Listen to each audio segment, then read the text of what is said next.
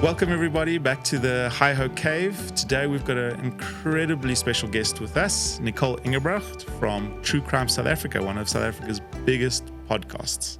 So thank you so much for joining us, Nicole. So happy to have you on. And welcome, Janet. You're also here. Thank you so much for having me on. I appreciate it. Cool. So I think I want to know, how did it all start? How did you get into podcasting? Where did it all begin? Goes back to 2019. I spent the first sort of 20 years of my career working in corporate management, absolutely nothing to do with podcasting or anything even vaguely related to podcasting or crime for that matter. And I got to a stage where I really wanted to try creating a sort of creative entrepreneurship, which was going to be a few different things. I was going to do freelance writing and, lots of different streams of income to pay the bills. And then the podcast was going to be a small part of that. I sort of became introduced to the world of podcasts actually through YouTube, simply because I've been a true crime fan, consumer all my life, and got introduced to true crime podcasts through watching some of them on YouTube, or listening to some of them on YouTube, and then understanding that there was this whole world outside of YouTube. And that's really how it started. And I thought, this true crime podcast was going to be a small part of this creative entrepreneurship and something I'd have to teach myself to do because I had none of these skills. It was a very steep learning curve. And it's exploded very much soon after I'd started it and became pretty much the biggest thing I do today. And when was that moment where it exploded? Episode 3, episode 50? I think it's tough to say. I think really the biggest trend started happening in 2020. So maybe about 6 to 9 months after I'd started the podcast. And then, of course, we all know what 2020 means to us all now, which was lockdown. And by then I had a decent listening sort of following.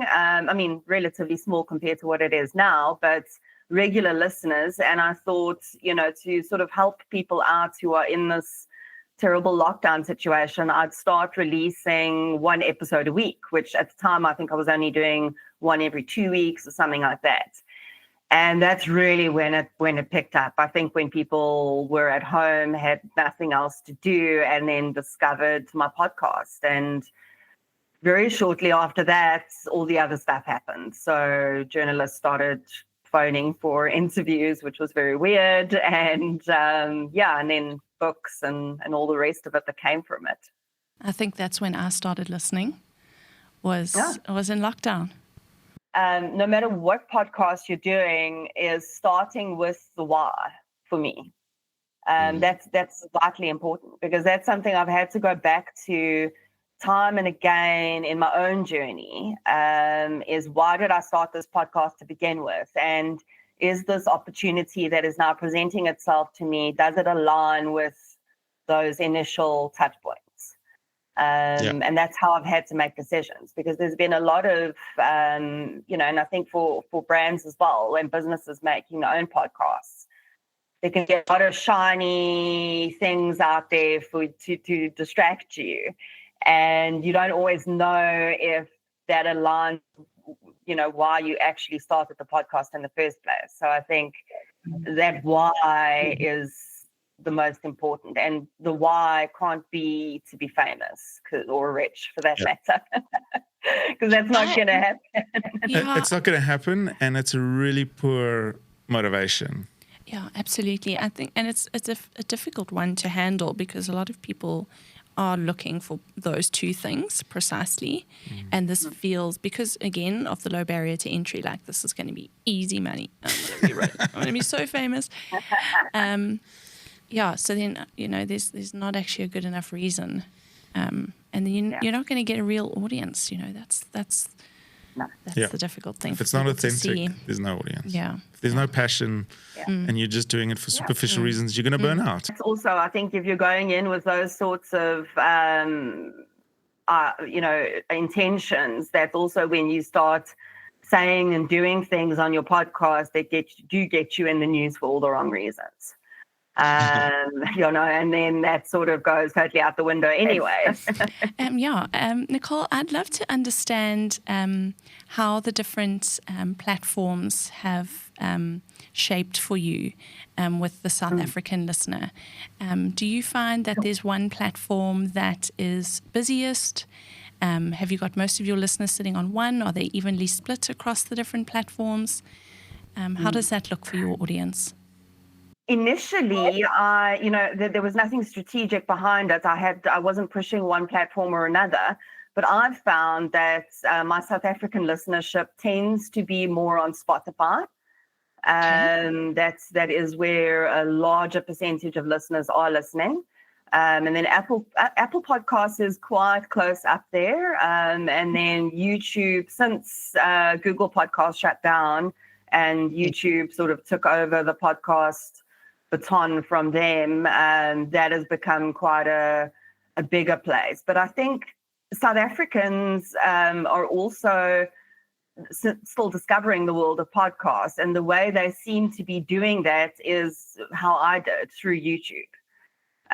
Because I think YouTube is still quite a big place for South Africans, and then they're realizing, okay, hang on, these are also in an audio format on places like Spotify and Apple Podcasts, and migrating over there. Okay. Yeah, I think it's interesting. I certainly, as a listener, have always listened to my podcasts audio only, and we're starting to see that the video podcast is starting to get a bit of traction. Is that something you'd ever consider? I have this irrational sort of aversion to creating video myself. And I think it's only because I love audio storytelling. I've fallen in love with the way that you can create a picture in someone's mind solely with your words and with the sort of inflection of your voice and things like that. But I'm also not one of those people that suffers from FOMO. So I'm not terribly concerned that I'm missing out by not having video.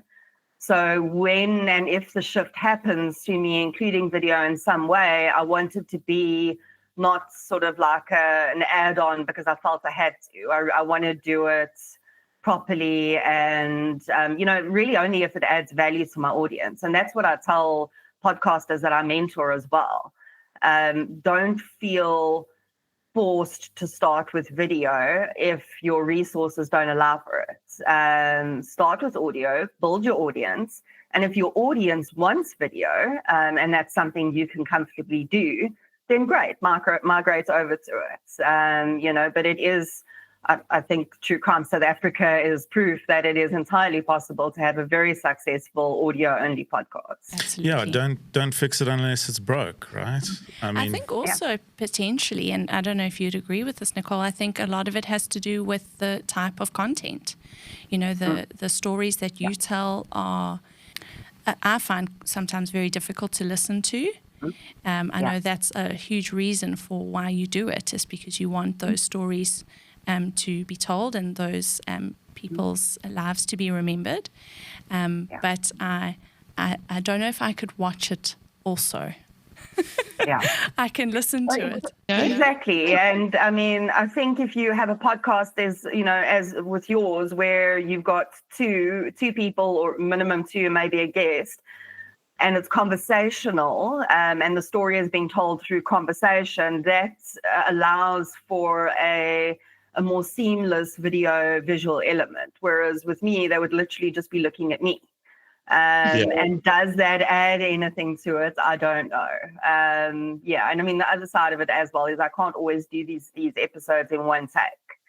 So I do sometimes need a bit of a break in between to go and then come back. So I think it definitely your niche and your genre is going to speak to whether you really need video or not. Yeah, absolutely.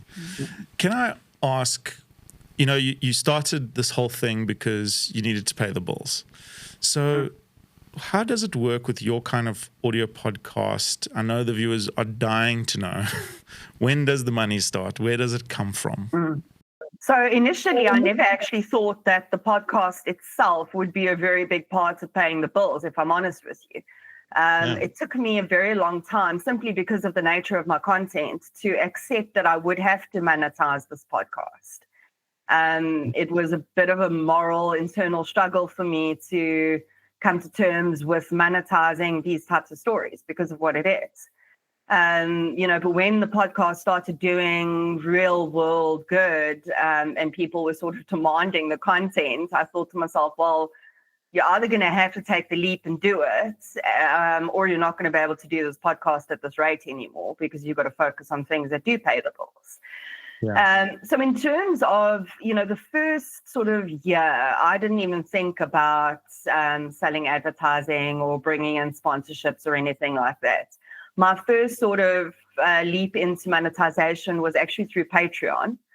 And that was because my listeners started asking for it. They wanted to be able to support the podcast, because I've been very, very honest about the fact that, I wasn't a professional in any way. I was sort of doing this for, hopefully, I guess, altruistic reasons, and because I had a passion for the topic.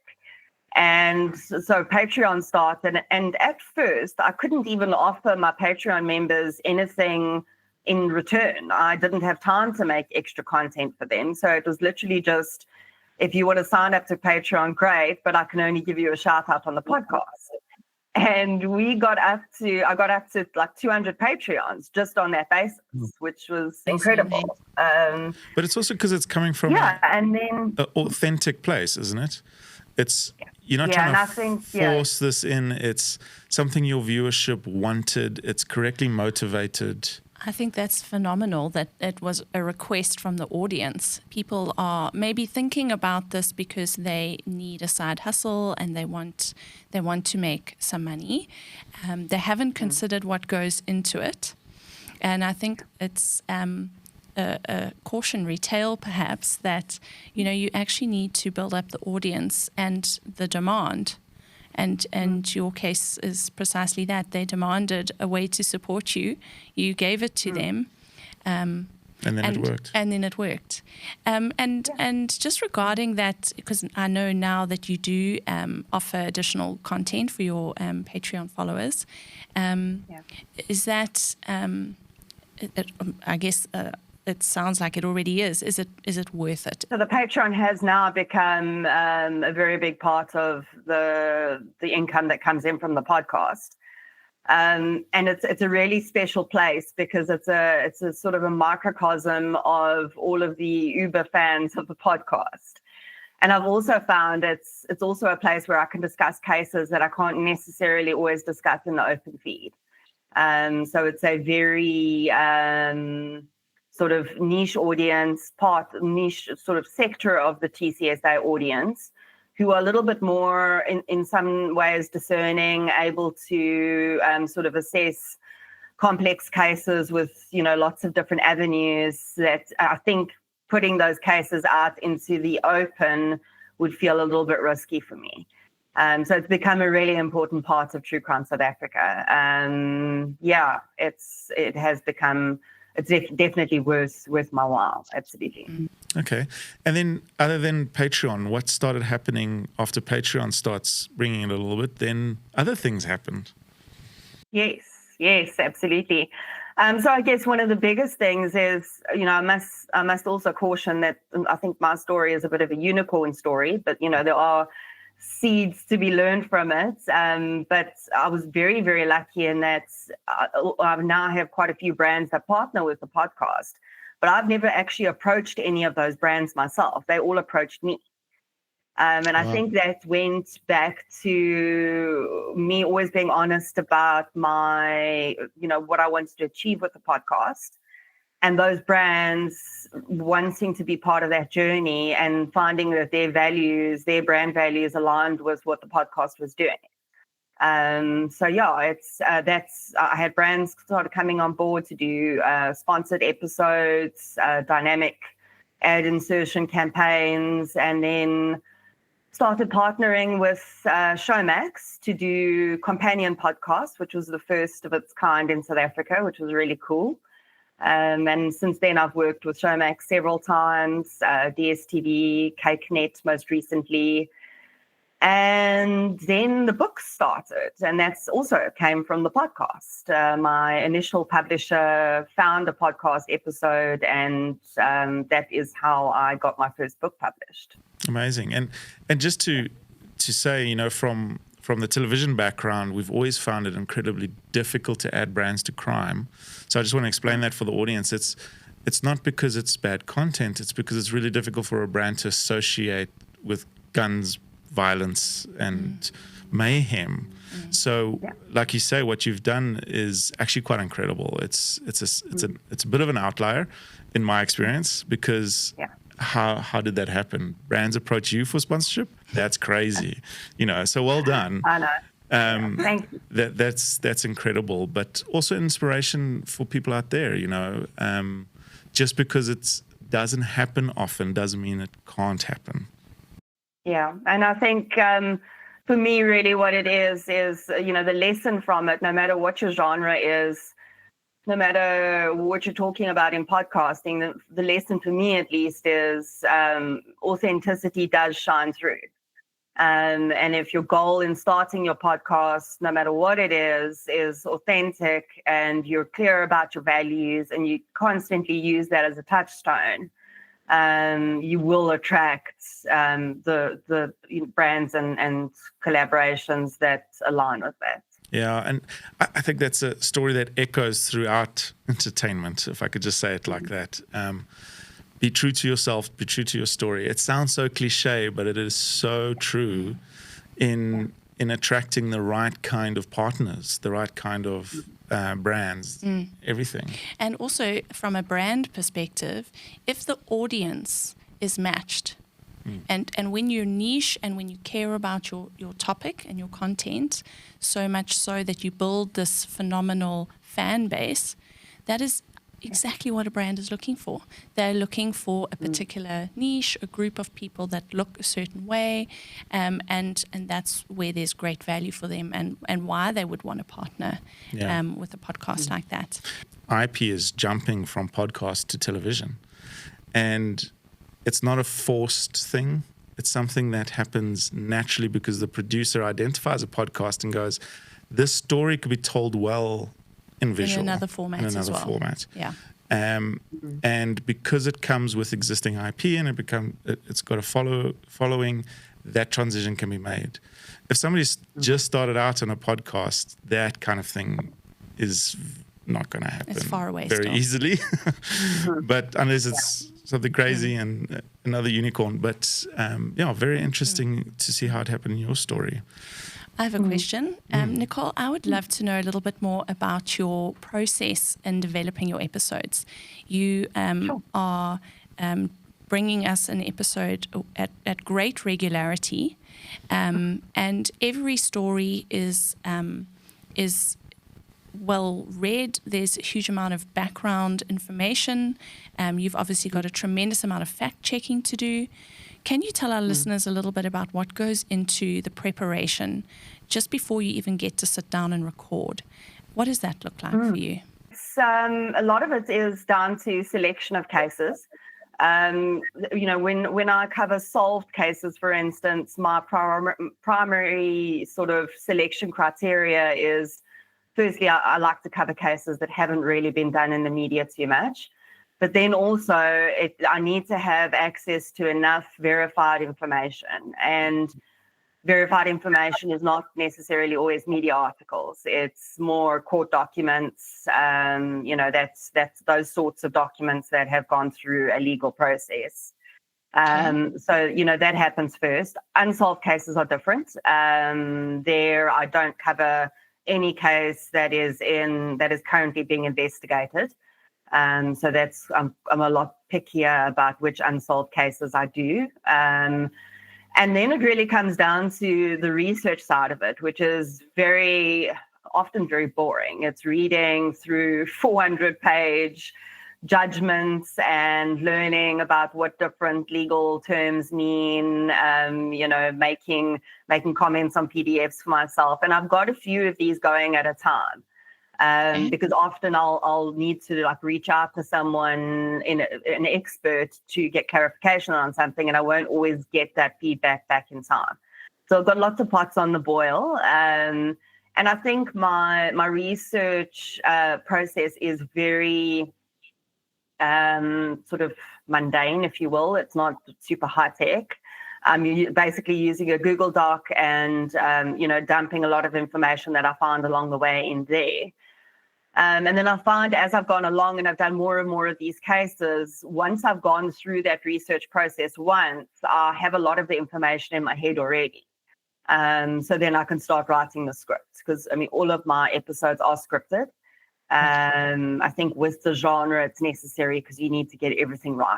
You can't be ad-libbing important information like that. That's basically the process, is selection, research, which takes the most time, and then script writing and recording and editing. And roughly how many weeks or months before you actually get to record a single episode? Is it different for each of them depending on how quickly you get through that information? So it's certainly different for each one, depending on how easily I can access the information. And it's quite difficult to say exactly how long one takes, because they're all sort of on the boil at the same time. I've got five or six cases going at once.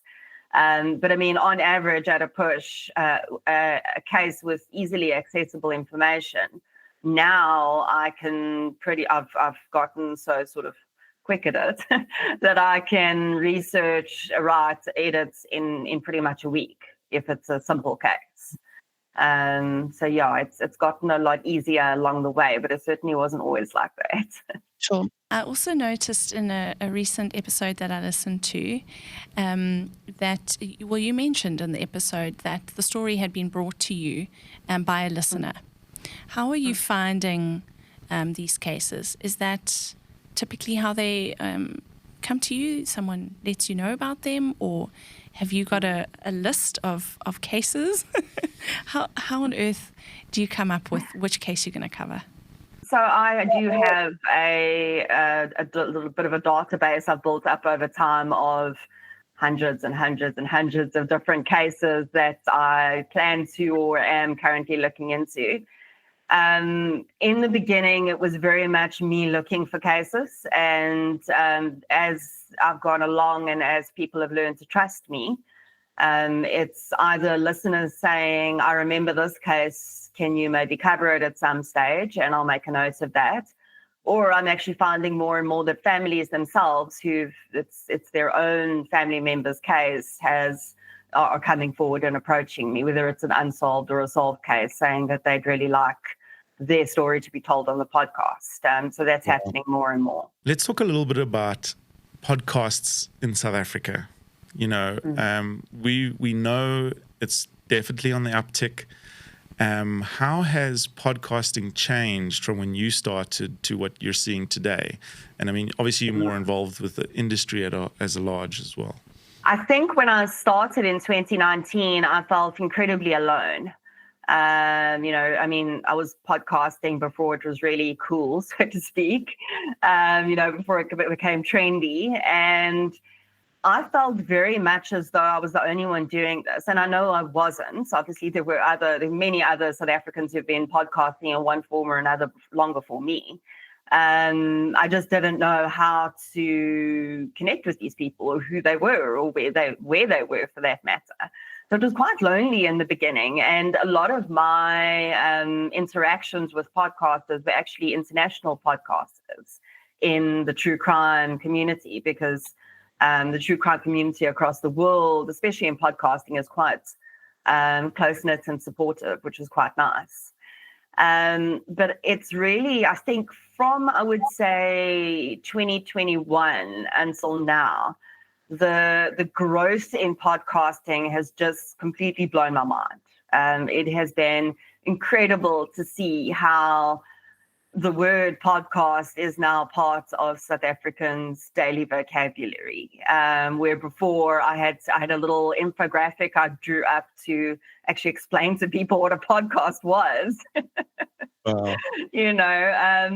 So it's just been phenomenal. And I'm so passionate about podcasting, especially for Africa. because for so long, this continent has had its stories told for it, especially the indigenous people of this continent. And I just feel like because there's such a low barrier to entry to podcasting, just for independent individuals, it is such a powerful way for people to be able to own their own stories.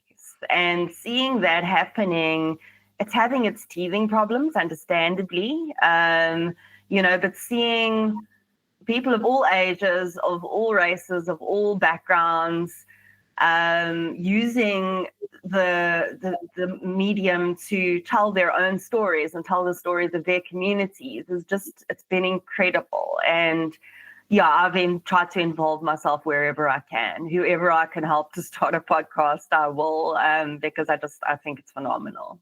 You've hit the nail on the head when it comes to our stories. I think I feel the same way about television, in the same way is we don't get to tell our own stories, and it's redonkulous.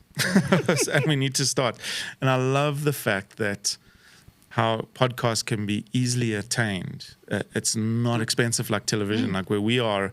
It's a massive uphill battle all the time. But pretty much you could start a podcast with your cell phone. Yeah. If you really had to. Yeah. In a quiet car. And that's an incredible opportunity and a massive opportunity for brands to support young storytellers. Totally. Who's building audiences and growing. Nicole, can you tell us a little bit more about the mentorship that you do? How does that work? Sure. So sometimes it's, really casual. Very often over the years, I've had just people reach out to me and say, I want to start my own podcast. Can I have a few moments of your time? And I'm always more than happy to do that, whether it's on a Zoom call or a quick coffee or whatever it is. I specifically try and focus on the true crime community, building that. Because these stories don't belong to me and they don't belong to any one particular person. And the more people out there telling the stories of victims of violent crime in South Africa, the better, in my opinion. And I like to be involved in, if I can, the early stages of this to sort of steer the industry, if you will, in the right direction. It's just really been, it's always very sweet how people feel, because I've had some success, that they feel sort of grateful to have my input. That is still wild to me and something I find very difficult to come to terms with. But I've always loved, even when I was in corporate management, the thing that I enjoyed the most was helping my team members to grow.